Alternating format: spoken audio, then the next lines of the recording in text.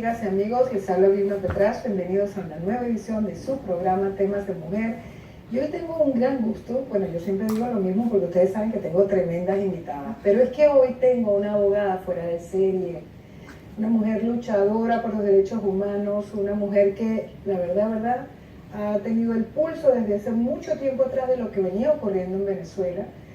De hecho, ella denunció de manera importante cuando se estaba fundando el famoso Estado comunal, que terminó siendo el Estado criminal, como ella misma lo dice.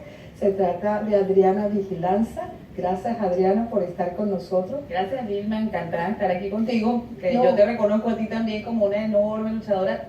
Yo creo que en persona no nos habíamos visto, yo creo que ni siquiera en Venezuela, pero para mí tú eres una figura emblemática de la lucha anticastrista desde el inicio de la revolución. Bueno, somos demócratas de verdad y convicción, como lo eres tú. Yo de verdad estoy muy contenta con tu trabajo. Bueno, Adriana, han pasado cosas muy interesantes esta semana. Wow. Estas semanas, bueno, en general el tema venezolano es como un tema permanente ahora de dimensión regional. Y tú has estado muy comprometida con todas estas iniciativas que están pasando, por ejemplo con el Tribunal Supremo en el exilio, con acciones jurídicas que se están tomando desde afuera y que están contribuyendo a acercar a un gobierno criminal. Sí, como el que rige en Venezuela en este momento. Háblanos de tu iniciativa. Bueno, de hecho, yo fui la abogada que representó otra vez a un grupo de venezolanos en el exilio y fuimos quienes introdujimos el primer recurso del TCJ del exilio, cosa que casi nadie sabe, para impedir, pidiendo un amparo, pidiendo la suspensión de las elecciones del 15 de octubre del año pasado, porque no iban a ser elecciones legítimas como lo exigen los tratados internacionales de derechos humanos, elecciones auténticas. Los tratados internacionales de derechos humanos consagran el derecho a votar, pero no en cualquier elección, sino en una elección auténtica, que es una elección libre, transparente, con secreto del voto, donde no hay coerción. Y eso no existe en Venezuela. Nosotros lo decimos de hace más de 14 años, de 10 años, del 2004 en adelante. Sin embargo, Adriana, la población venezolana, porque nosotros teníamos en nuestro ADN formado de mucho tiempo como una nación democrática, que creíamos en el valor de las elecciones, era como que nos entrenamos para ser demócratas, nos quedó, repito, en nuestro ADN el ir a votar como un acto democrático. Y eso yo creo que convenció al gobierno con el famoso cuento de la salida democrática, pacífica, constitucional y electoral. Siempre te ponían.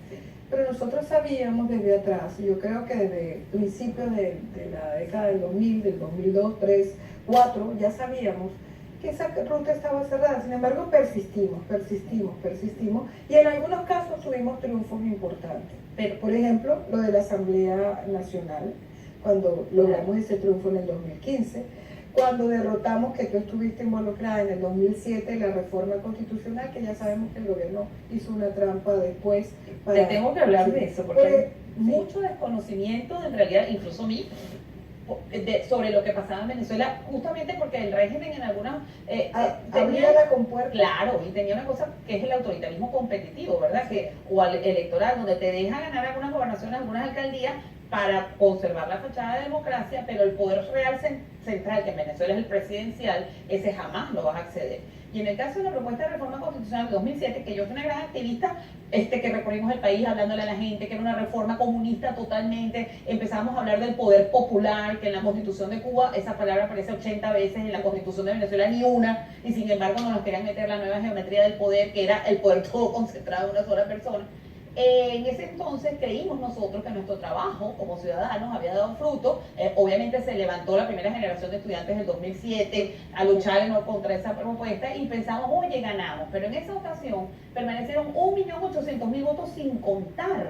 Ya desde ese momento sí. Totalmente. Y lo que yo creía, estando en Ciudadanía Activa, que era una ONG de ciudadanos, nosotros le pedíamos al CNE, denos el segundo boletín, porque pensábamos que entonces la diferencia iba a ser ganamos con 120.000 votos, ganamos, digo, los que estábamos en contra de la Constitución comunista. Pero los 128.000 votos contra 1.800.000 que no se habían contado, primero que era imposible que dijera, como dijo Tinsea, que esa tendencia era irreversible. Si tú no has contado 1.800.000 votos, resulta que los estudios nos dicen que si esos votos hubiesen sido contados, iba a ganar la propuesta de reforma constitucional.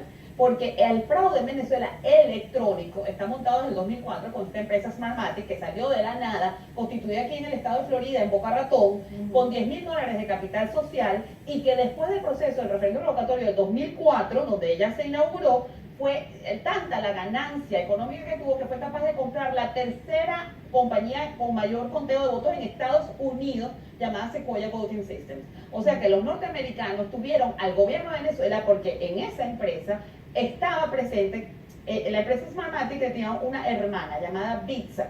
En Bitsa y Smartmatic los accionistas eran los mismos, empezando por Antonio Mujica, Alfredo Anzola, Roger Piñate, 3 venezolanos, sin ninguna experiencia en elecciones previas, 30 años de edad, ingenieros de sistema, muy ambiciosos, y resulta que después de un referéndum con un capital social de $10.000, hacen una elección en Venezuela que lo que hicieron fue comprarle unas máquinas de lotería a la empresa Olivetti en Italia, quien se anunció en la prensa que estaba muy contenta, tenía un reto en 4 meses producir máquinas de votación a través de una máquina de lotería. Se las compra $20 millones y se las vende al gobierno de Venezuela por $94 millones.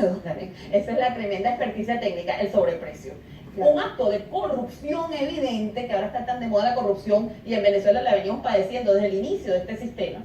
Claro, pero lo que quiero, y no quiero, espero que mi público esté entendiendo la dimensión de lo que tú estás diciendo. En realidad hay fraude electrónico muy bien armado, donde el gobierno preparó para no perder de ninguna manera elecciones. Cuando y como tú decías, dentro de ese autoritarismo competitivo, dejar que ganáramos ciertos espacios. Yo sí creo que hubo momentos de derrotas mucho más contundentes porque aprendimos en algún momento a luchar dentro del autoritarismo. Por ejemplo, más allá de que algunos se descalifiquen hoy y a veces lo vuelvan a darle crédito después de lo que hizo la Asamblea Nacional recientemente con el antejuicio de mérito, pero hubo un momento histórico que fue un punto de inflexión, el hecho de recuperar uno de los poderes. El gobierno no quería que eso ocurriera. Y ciertamente yo estoy convencida que, por ejemplo, Capriles ganó las elecciones. Cierto. Y ellos hicieron el fraude necesario para que con ese porcentaje de 200.000 votos o menos terminara ganando Nicolás Maduro, que era ya de por sí un presidente que ilegítimamente iba a competir porque ni era venezolano y fue designado por La Habana como sucesor. Claro. Lo que te quiero decir es que fallecido Hugo Chávez. Sí, que manipulan el sistema como les da la gana, no hay duda.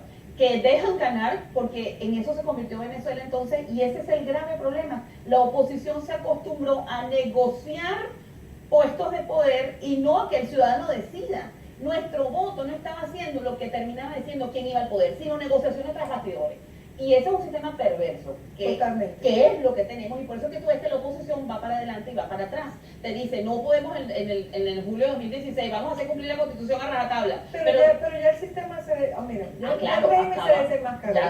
Ya no puedes con la cuestión de que somos democráticos, de que hay elecciones. Yo creo que el mundo internacionalmente se trata de un régimen deslegitimado. Claro, lo que yo quiero hacer en este momento es reivindicar la lucha del venezolano y de la sociedad civil, que estuvimos claros desde el principio y que no fuimos escuchados ni por la comunidad internacional y mucho menos por los partidos políticos. Y este desastre que tenemos ahora es consecuencia de eso. Hay que hacer algo en las sociedades para que se empodere a la sociedad civil. En Venezuela no tenemos una sociedad civil fuerte, no existe financiamiento para la ONG. ¿Cómo va Adriana? Y ahora creo que es un poco peor, porque lo que vemos, las imágenes del horror humanitario, la catástrofe humanitaria que se vive en Venezuela y que hoy por hoy tiene consecuencias regionales inmensas, porque por algo los países se empezaron a movilizar, no por otra cosa, sino porque la presión demográfica que implica, por ejemplo, en Colombia entrando 30.000 o 60.000, 80.000, los campos de refugiados en la frontera con Brasil, donde viven cientos de venezolanos, cientos de miles de venezolanos, la cantidad de venezolanos en otras partes de América Latina, desde Panamá, aquí mismo en Estados Unidos, hasta, por supuesto, Chile, Argentina, estamos en todas partes. El venezolano está huyendo despavorido de un horror humanitario que le ha significado la muerte literal de personas por falta de comida y de medicina. Yo creo que casi todos los venezolanos, incluyéndote a ti, lamentablemente tenemos un fallecido por falta de una medicina tonta que en cualquier país del mundo la consigues en cualquier farmacia que asista. Por eso, en el campo jurídico internacional, está trabajando y está operando, para ayudar a que este Tribunal Supremo en el Exilio, que es un caso único en la historia, una institución legítima que se tenga que estructurar afuera para poder combatir una dictadura que está asesinando a una población. Yo le llamo esto una dictadura mafiosa. Yo no le quiero quitar responsabilidad política como hay algunos que nada más quieren con la Convención de Palermo. No, aquí hay crímenes literales de violación flagrante a los derechos humanos que también merecen ser juzgados en el Tribunal Penal Internacional. Las dos cosas, ¿ok? No se pueden separar. Entonces, ¿qué opinas tú de eso y lo que está pasando internacionalmente y el papel de estos individuos como tú, por ejemplo, los abogados que tenemos ahorita trabajando en el Tribunal Supremo en el Exilio y por supuesto hasta la fiscal que al mal que bien, algunos la critican, está haciendo su papel, el que le corresponde históricamente y responsablemente en medio de su responsabilidad histórica? ¿Qué piensas? Bueno, primero que el caso de la fiscal y todo lo que nos está pasando para mí es un milagro. Es un milagro, yo no apostaba ni medio por esa fiscal. O sea, yo cuando la vi reaccionar el año pasado, cuando dijo hay un golpe de Estado, se está desconociendo la Asamblea Nacional, yo dije, wow, y ahí hubo discusiones entre colegas que me decían, no, eso es estamos tan traumatizados que decíamos, eso es un juego perverso, y entonces yo le digo, no, le asentó un golpe durísimo al régimen, siendo la fiscal general de la República, pronunciarse de esa manera, eso es un golpe irreversible, y resulta que sí, lo está haciendo gracias a Dios. Y por supuesto, gracias al Tribunal Supremo en el Exilio, gracias a Almagro, que para mí Almagro es un milagro. Es un milagro. Dígame la diferencia entre Insulza y Almagro. Insulza no nos hacía ni medio caso. Totalmente. Nosotros fuimos a la Organización de Estados Americanos con recursos de violaciones de derechos humanos. Yo asistí a Franklin Brito, la única persona muerta en huelga de hambre en Venezuela. Tú sabes, y era como oídos sordos. No pasaba nada en Venezuela.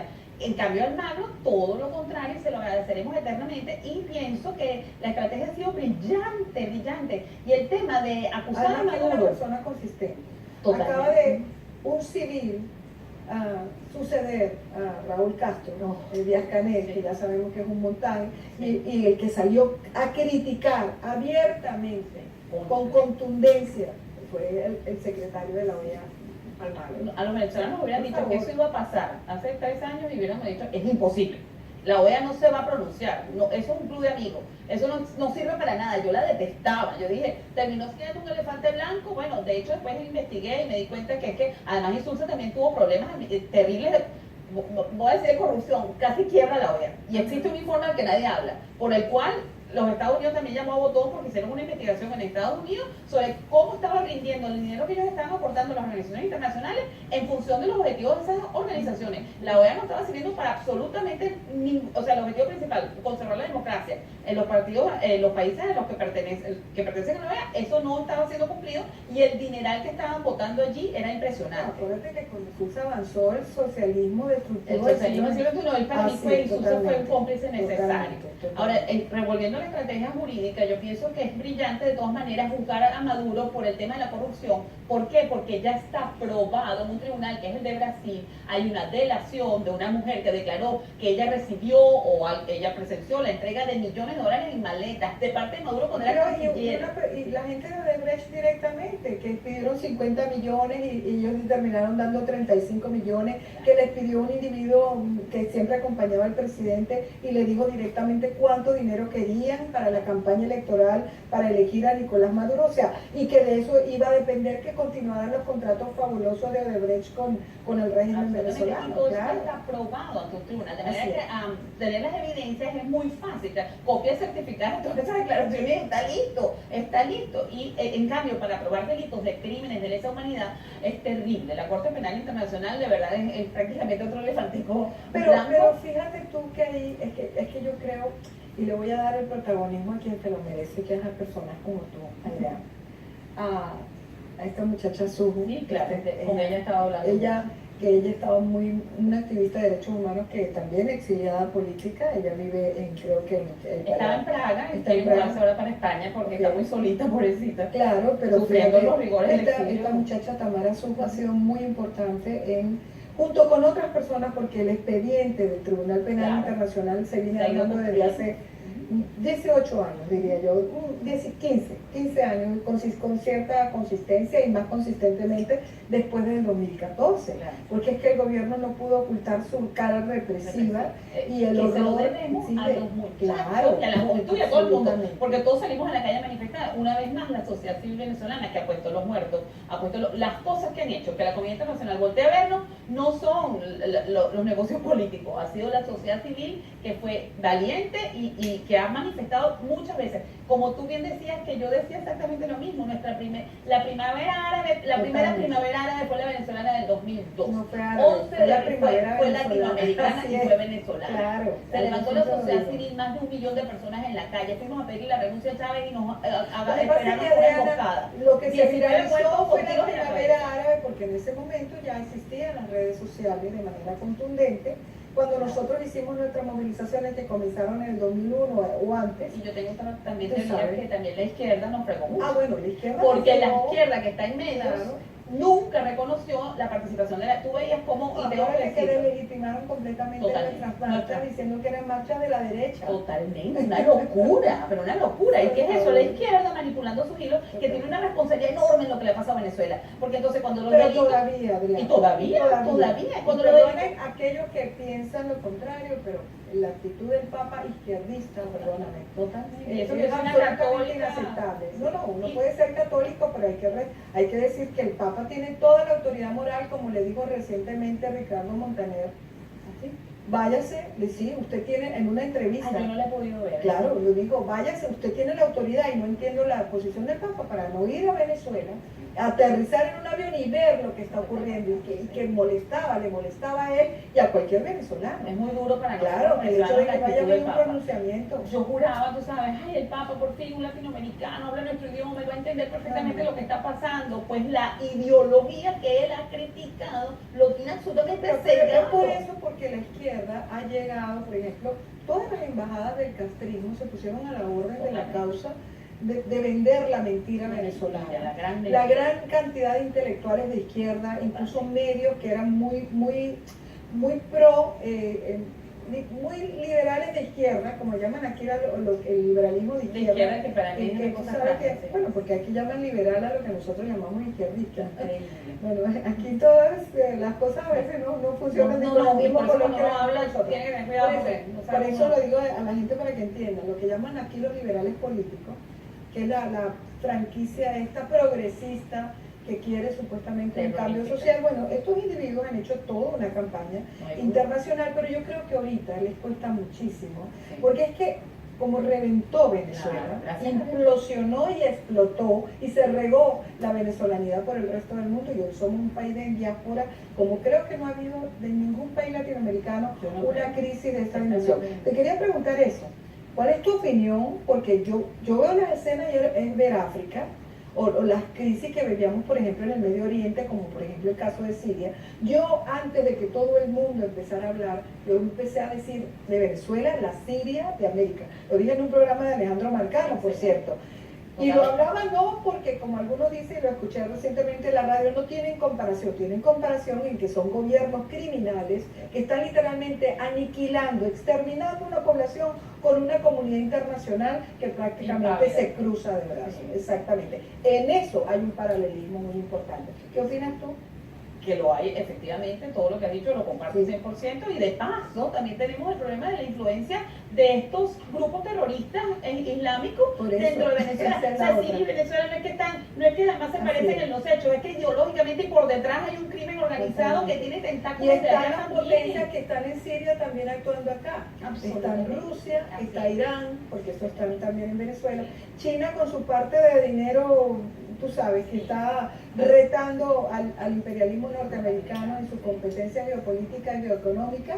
Y por supuesto Rusia haciendo también su papel. Y nosotros muy a estrecho. 4 horas Así de es. avión de Miami. Así es, ¿ok? así es, O sea, así es. ahí en el patio trasero, un enclave de Hezbollah y de todo el terrorismo islámico, y además sin control de ninguna naturaleza del tipo de las identidades, como lo decía Joseph Umire ayer en un programa, que el problema no es que tengan identidad falsa, el problema es que le dan hasta partida de nacimiento. Totalmente. O sea, que perdemos el tracking de saber, no es que este señor se convirtió, no, es que el gobierno de Venezuela está diciendo que él nació en Venezuela.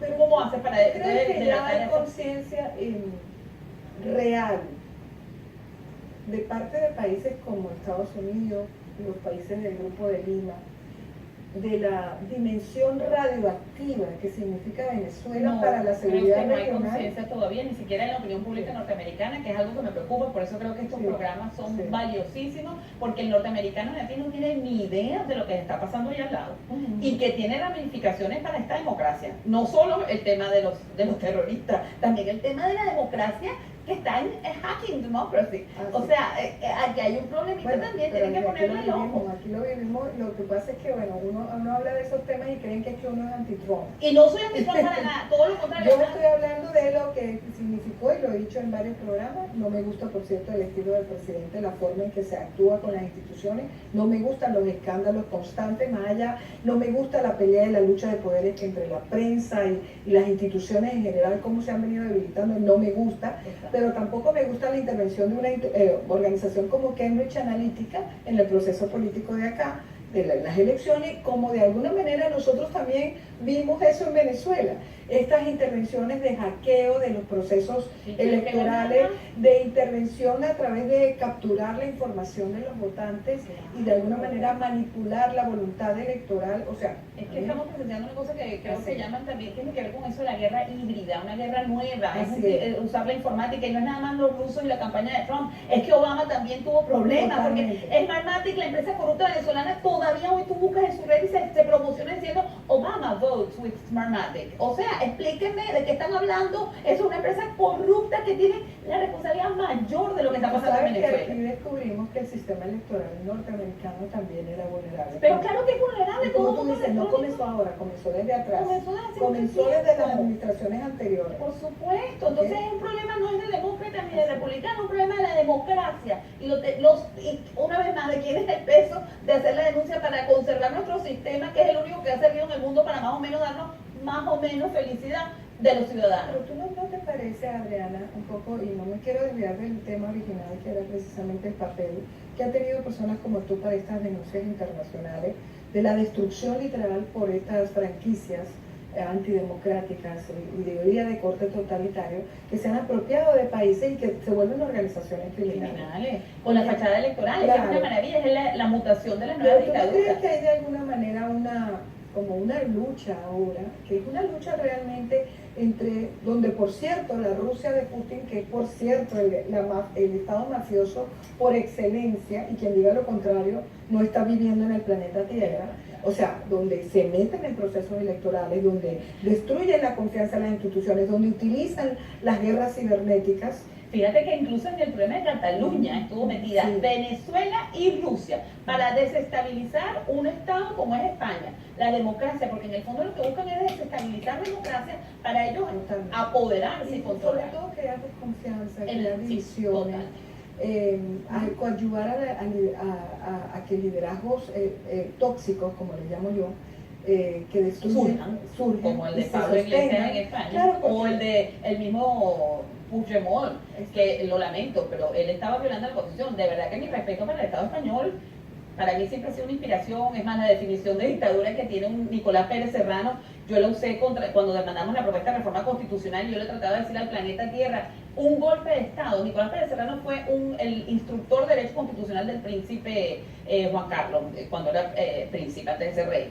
Es un escritor de 1936 de derecho político, y él te definía un golpe de Estado como una sublevación de todos los poderes, es la toma de los poderes, no necesariamente por la fuerza, aunque la puedes recurrir a ella. ¿Qué se entendió en América Latina por un golpe de Estado? Los militares.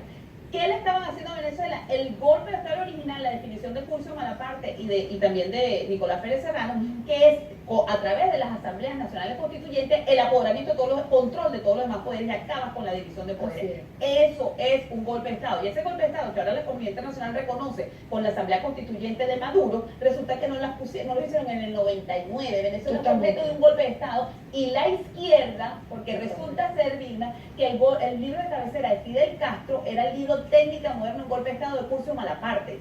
O sea que él tenía perfecto perfectamente calculado cómo iba a ser con Venezuela. No voy a usar los militares, que lo intenté al final de la década de los 60, intentaron en los Venezuela casistas. ensayaron eso. Claro, cómo y por tomar fracasar. democráticamente, utilizando las instituciones democráticas. Él fracasó militarmente y después, con su curso de mala parte en la cabeza, dijo, no, pues si estos gafos todos van a decir que como van a elecciones, eso no es una dictadura, vamos a meterle por ahí, vamos a llamar a una asamblea constituyente en donde con el 51% de los votos ganaron el 96% de los curules, y entonces sacó, y a través de hacerse del poder político total, declarándose sobreconstitucional, destituyeron básicamente a todos los poderes y luego vino el nombramiento prácticamente a dedo. Estoy resumiendo. Eso tuvo mucho más intrigo porque la oposición jugó su papel, se puso dura, no quería que el CNE, el Consejo Nacional Electoral en Venezuela, nunca ha sido nombrado conforme a la Constitución, y somos las cosas que estamos demandando ahorita en el exilio. Eso, el tema de que las instituciones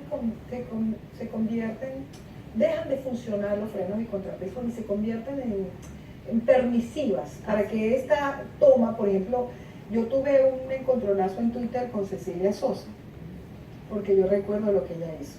Y a mí no se me puede olvidar, más allá de que la gente hoy la defienda por lo que está haciendo, cuando ella aceptó el referéndum consultivo que no estaba en la Constitución, lo aceptó, lo avaló, para que se diera la Asamblea Nacional Constituyente, que terminó barriendo con la Constitución del 61. Pero no fue culpa de ella solamente. No, creo que fue culpa de ella, pero acuérdate que las instituciones tienen cabezas y son líderes. Sí, sí. Y si los líderes de las instituciones no juegan su papel, las instituciones pueden ser literalmente destruidas. Y instrumentos de su propia destrucción. Pero ella lo dijo en su voto cerrado, ella dijo, la Corte Suprema de Justicia se está suicidando antes de que la asesinen. La ironía fue que ellos abrieron el cauce para permitir supuestamente manifestación democrática.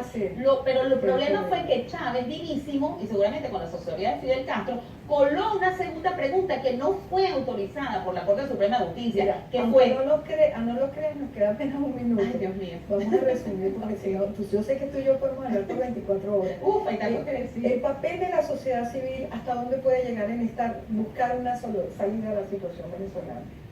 Es enorme porque justamente creo que somos los que hemos ido además empujando a los políticos para que agarren el carril que quieren. Nosotros que nos preguntaron un referéndum consultivo plebiscito aquí en julio, bueno, aquí porque yo firmé aquí en julio del 16, ¿qué queremos? Que se restablezca el respeto a la Constitución, que la Fuerza Armada obedezca a la Constitución. Bueno, esos son unos mandatos que le dimos nosotros a los políticos, que ellos se han ido desviando, pero ahorita, por ejemplo, no lo pudieron hacer más porque votaron por el antejuicio de mérito de Maduro. Creo que la sociedad civil ahí fue importante. Totalmente. Bueno, amigas y amigos, se nos acabó el programa. Ustedes saben que ella y yo nos vamos a quedar conversando después de esto. Así que quedo ustedes para una próxima edición de su programa Temas de Mujer, donde de seguro tendrá otra activista como esta mujer extraordinaria que es Adriana Vinilaza. Gracias por estar con nosotros.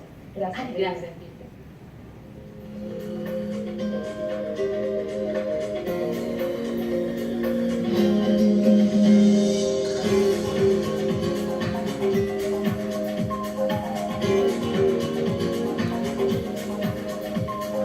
Thank you.